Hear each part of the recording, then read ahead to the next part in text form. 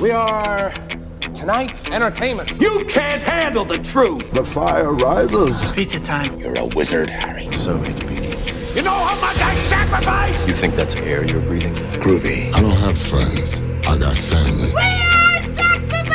1, 2, 3, 4! Craft Services. Hello, everybody. Welcome to another Parth Marathe solo intro. For reasons we will get into later on in the episode, Trent can't be with us today, and so you're forced to just listen to what I alone have been eating most recently. So most recently, today, I worked from 7 a.m. till 1 p.m., and so it was kind of an early day for me. And then I came home and showered and unintentionally took a 3-hour nap because of how tired I was. And then I woke up and my dad came to my room and said, "Hey, Parth, pizza today?" And I said, "Yeah." So my familia, if you will, ordered pizza and a little bit of pasta from Penitentiaries, which is pretty close to where we live, and it was mighty delicious. We got margarita pizza, much to a friend of the show, Sophia Alexis's potential dismay. She likes margarita pizza, just not as much as cheese pizza, which I find kind of sacrilegious. But yeah, that's what I've been eating today. It's on days like this where I'm recording alone that I wonder what Trent's been eating. But if our dedicated followership is listening to this episode, maybe you can go DM him on Instagram and try to figure that out, because him and I, we are not on speaking terms. But who I was on speaking terms with was Oren Soffer. And I kind of want to start cueing the intro.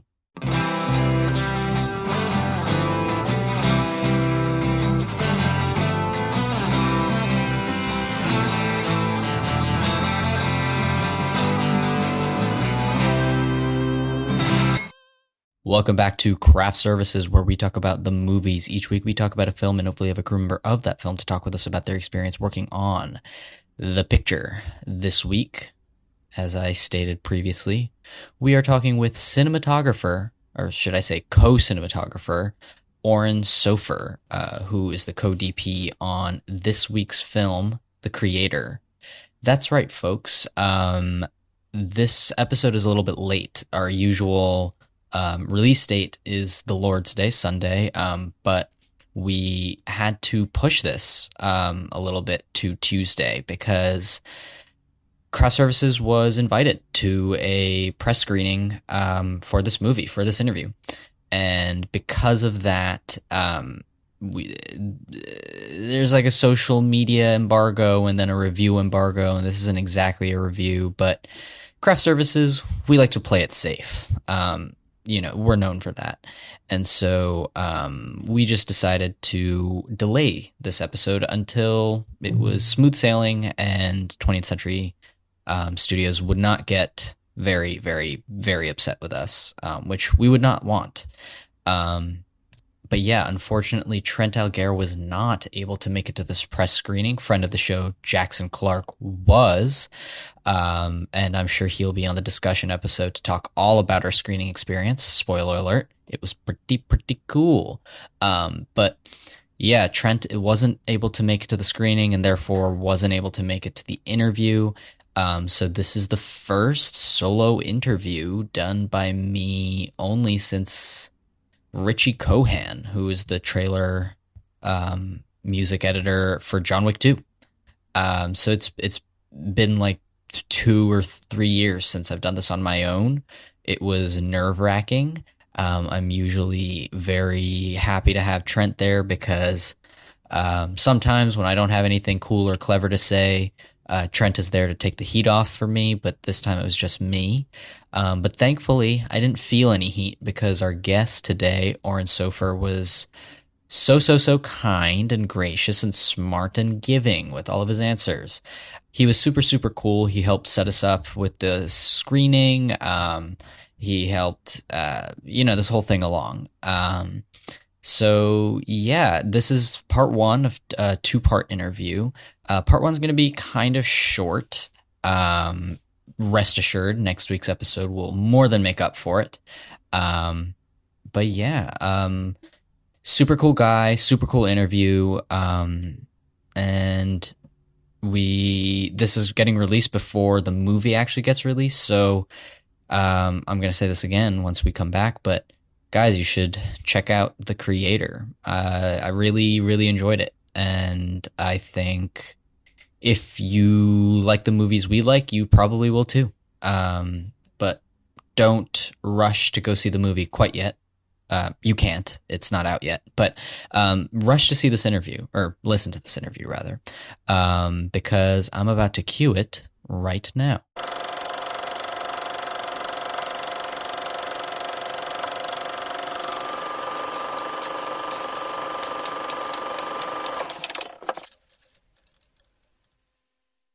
Hello, everybody, and welcome to our interview with Oren Soffer. He's the cinematographer behind our film for today, Gareth Edwards' The Creator.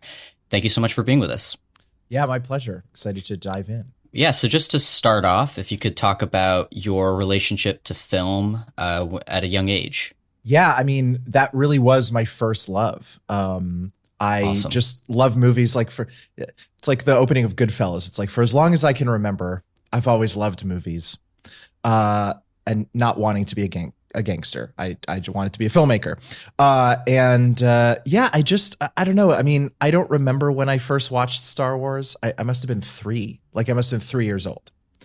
And I have very early imprints in the back of my brain of Yoda crawling around his hut. And I always just loved little Yoda crawling around his hut in Empire Strikes Back. Who doesn't? Who doesn't? I mean, what's not to love? It's just wiggling his little butt. But Indiana Jones and Back to the Future and Jurassic Park all kind of came into the fold around that time. And I was a big dinosaur kid. So Jurassic Park was my Bible. And around 9 or 10, I think I started getting interested in filmmaking. I think it was when the Star Wars special editions came out. They came with they came out on VHS, so there's no special features on VHSs. But I remember that the VHS box set came with an interactive CD-ROM. Oh, wow. That was a behind the scenes. It had all the behind the scenes of the original trilogy, and you could click around and it would play videos. So I think that, and then later the Lord of the Rings box set, the DVD box sets. Yeah, that was really the turn on to, I love movies and I can also make movies. But the love of movies never died. I still watch a ton. I mean, I try to watch a movie every day. I don't always succeed, but I try, and I'm very active on Letterboxd. So anyway, yeah, that never went away. You're one of the people. Yeah, I'm one of those. For better or for worse. Yeah, exactly. I mean, honestly, I probably shouldn't advertise it actually, because it'll get me in trouble one day. But for now, anyway, yes. So obviously you're a working cinematographer, and sort of how did you first start gravitating towards the camera department? And when did you sort of realize, oh, that's my lane? Well, in addition to being a movie lover as a kid, I was also into art. I was an avid drawer and painter since also a very young age. I was drawing dinosaurs, obviously. I mean, right. It was just dinosaurs. And eventually Star Wars characters. Again, since I was 4 or 5, I was already making up, fantastical worlds. And my best friend and I, when I was a little kid, we came up with this whole dinosaur park that was not Jurassic Park. It was our own dinosaur park. And we did a ton of drawings and artwork and all that.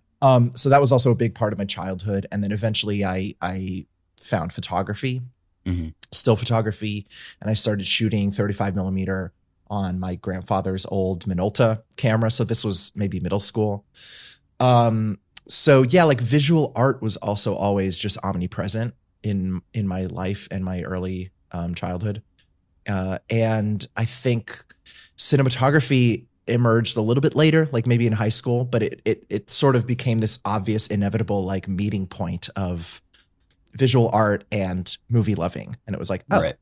there's a job that you could do on set that there's a component of filmmaking that is visual image making. And I think I do have to credit the Lord of the Rings special features for that. Like they had a whole segment on cinematography, and I think maybe that was the first time I heard that term. And then, there's some books, like there's some early books that you get, like once you start getting interested in it. So I lived in Israel at this time, so I was very far away from Hollywood and like movie making in general. Like this was all just like a very far off dream. But yeah, I started making like little movies with my friends on a camcorder, like my family's camcorder. And yeah, we had a filmmaking class in high school as well, which I was very fortunate to have that. So a bunch of us took that, and we were shooting on VHS and eventually mini DV. So still very scrappy, very like early digital stuff. But yeah, that was the foundation. That was the early, the first foray into cinematography for me, I think. And then I went to NYU Film School and started doing it a little bit more professionally, shooting student films on 16 millimeter and 35 and early digital, or early high-end digital cameras like cinema cameras. I mean, the Alexa came out in my sophomore year, and like Red was around. We had the Red 1, shot a lot of student films on the Red 1. Yep. That's cool. Yeah. I miss it. I miss that camera. I have a weird nostalgia for, waiting 2 minutes for a camera to boot up and have it like weigh and be the size pounds. of, like a cement block. I don't know, something comforting about that for me. Awesome. So fast forwarding to the movie of the day, The Creator. Yeah. Could you sort of talk about the process of you coming on board the project? Because as I understand it, Dune was sort of instrumental in your coming on. In some ways, I have to thank Denis Villeneuve for getting this movie, even though I have never met him, but hope to one day. Basically, Greg had been working on this project with Gareth for a number of years, and obviously they worked together on Rogue One, and they'd been sort of soft prepping The Creator, doing some tests, figuring out the methodology and the camera and the approach. And but the shoot date was a moving target. So like the actual start of production. And eventually they settled on a schedule. This was all exacerbated by COVID. I mean, the film had been in the works since 2018. So it took a number of years to actually get the production off the ground. COVID added a lot of delays. The plan was always to shoot in Southeast Asia. So, there's very strict COVID protocols in these countries. And yeah, so just waiting for the right window. And eventually it came. And of course it came right when prep on Dune Part 2 was starting. So Greg sort of had to take a step back from being on set for The Creator and brought me on basically to carry the baton in that regard and go on set with Gareth to Thailand and London.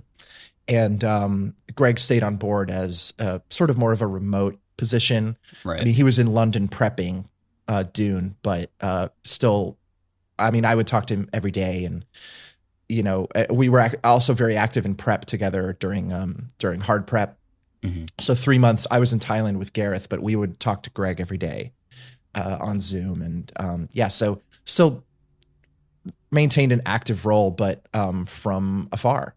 And it was a very unique way of working. I'd certainly never done a film that way before, and I don't think Greg had either. But and we also shot a little bit in London at the end. So Greg was sort of instrumental in setting up our stage work at Pinewood while we were still shooting in Thailand. But yeah, anyway, I'm getting ahead of myself. That's how it came about. And Greg has been a mentor for a number of years now, which I realize is sort of like winning the DP lottery, but definitely very grateful for that relationship, of course. And it sort of led to this. Every once in a while I get a call out of the blue from Greg, and it's always about some last minute, like crazy project he needs help with. And this was sort of just the latest in a series of those calls, like over years. And yeah, sort of the craziest one. That's awesome. So Yeah. when you're talking hard prep, could you sort of explain what work was done prior to you having come on board versus those 3 months you were spending prepping the movie, and just sort of what that actually is, I guess? Yeah. So soft prep, for any listeners who maybe haven't like encountered these terms, but basically like hard prep refers to the sort of like official prep period of a film that is like 5 days a week, you know, multiple weeks in a row. Like that's the hard prep. Like there's call sheets, there's full production staff, like it's part of the production really. And then soft prep just refers to all of the work that happens like prior to that start date. Because obviously DPs, production designers, costume designers, like all these department heads tend to start working on a project like way before the hard prep starts. And sometimes it's in a kind of on and off capacity. So in the creator, like Greg and Gareth had been working on it for years, but it was on and off. I mean, it was like occasionally they would chat about it. A couple months pass, they set up a test, a couple more months pass. Shoot a Dune in between and a Batman. Yeah.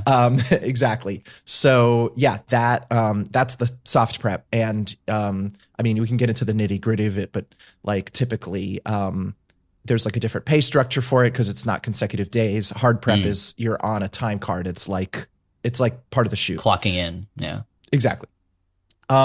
So yeah, a lot of the work of coming up with the methodology of the film and like the approach of the filmmaking, Greg and Gareth had already worked out during their soft prep period, like for years, talking about the project and imagining how we could make it and how they could shoot it, and like finding the gear and sort of just discussing the approach and how to approach it a little bit differently than a typical blockbuster and like a typical big budget film. And the camera, lenses, gimbal, like all that stuff was sort of already in place by the time I came on board. And they knew how they wanted to shoot it, at least in terms of gear and like the technical approach. And, you know, Gareth is the most prepared director I've ever worked with. Like I came on, and even before I talked to him, they had sent me like, I mean, there was reams of concept art, like accumulated over years for this, just like hundreds of images. Gareth gathers like thousands of reference images and is very organized. Like it's all on Dropbox, and they're all organized by scene and by location. Like he spends so much time researching and thinking about how he wants the project to look and gathering reference materials. Actually, funny story, like Gareth is actually partially responsible for shot deck, like not directly, but indirectly. Like he worked with Larry Sher on Godzilla years ago. And part of his like image research gathering process was like dovetailed with Larry's own plans of image gathering. Like they had sort of both been thinking about things in parallel. And then Larry was like, oh, I'm actually working on this thing. And then Gareth was like, that's going to be the most useful tool for filmmakers that I've ever heard of. And yeah, so sort of a little trivia about shot deck there, but we used it heavily, obviously, on this film. Very, very useful resource. And yeah, like Gareth had already done a ton of research and gathered so many images. And yeah, so all of that was done in soft prep. Like there was already a really solid idea of what the film wanted to look like, feel like, and how we wanted to make it. So then when I came on board, we had about a month before official prep started. And in that time, I really just spent that time catching up on everything that Greg and Gareth had already been working on and chatting with the two of them, getting into their heads, getting them into my head, like basically just creating a shared three-way brain between the three of us. Cause that's how we needed to approach the film. Like we just needed to kind of get on that same level. Hard prep. So I flew to Thailand basically and started hard prep. And honestly, most of it was scouting. Like we shot in 80 locations all over the country. You had to fly to some of them and then take a van for 7 hours. Like pretty difficult to get to some of these places. but very rewarding. The payoff is hopefully all in the movie. But yeah, scouting took a long time. I mean, we prepped for 4 months, I think, and a lot of it was on the road. And then in between, it's like you're just doing all the work of,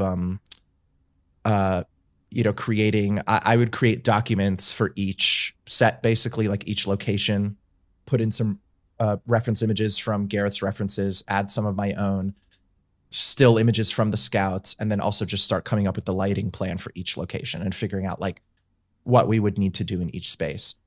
And other than that, it was just chatting with Greg and Gareth about more reference images and movie references, and talking about what we like and what we don't like, and figuring out like the nitty gritty of honing in like our aesthetic tastes, and like to the tiniest detail.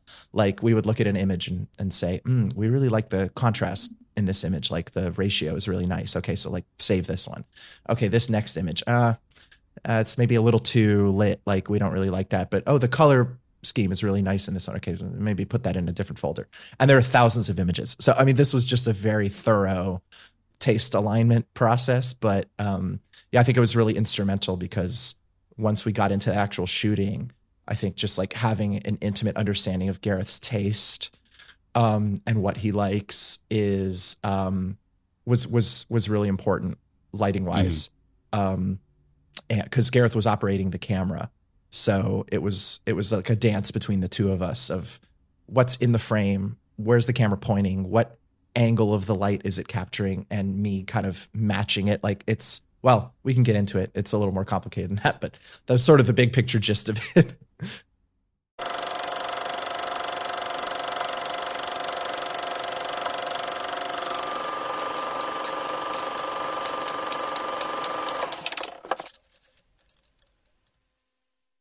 What an interview, or rather half an interview.